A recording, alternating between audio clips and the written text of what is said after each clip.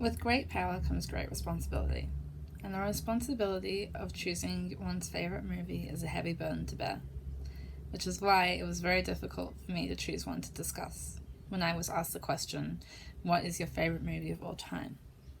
My mind instinctively went to the How to Train Your Dragon film series, but it didn't quite sit right. Then I thought, what's one of the movies that's had the most profound impact on my life?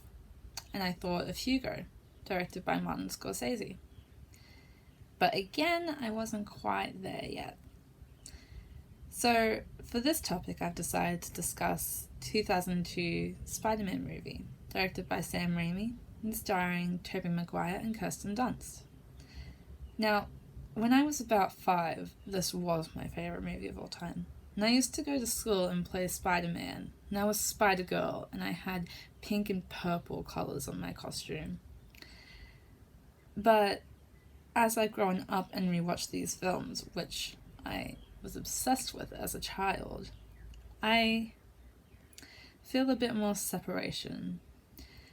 I have snobby higher standards. These movies are great fun, but they're not as emotionally gripping as the current superhero movies. My favourite Spider-Man movie is probably the recently released Spider-Man Far From Home, starring Tom Holland as Spider-Man. And watching this film, I was confused about who I wanted to be more, Tom Holland, who is Spider-Man, or Zendaya, because Tom Holland is really cute. So I was a bit stuck with that one.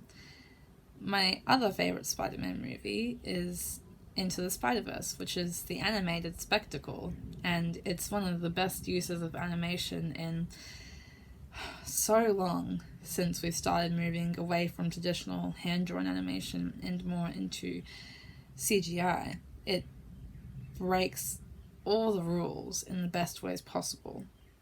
It makes use of the medium available to it. So these are triumphs of filmmaking right here. Emotionally thrilling, amazing choreography in the fight scenes, beautiful characters who are just, at this time, I don't see any cringe factor to them. Sure, Peter Parker could be a bit nerdier, but to get back to the original point, I chose the 2002 film as my favourite movie of all time because while it's not my favourite movie of all time, I believe it lends itself to the current superhero franchises that there are. I genuinely feel that without the 2002 Spider-Man film, there would be no Iron Man.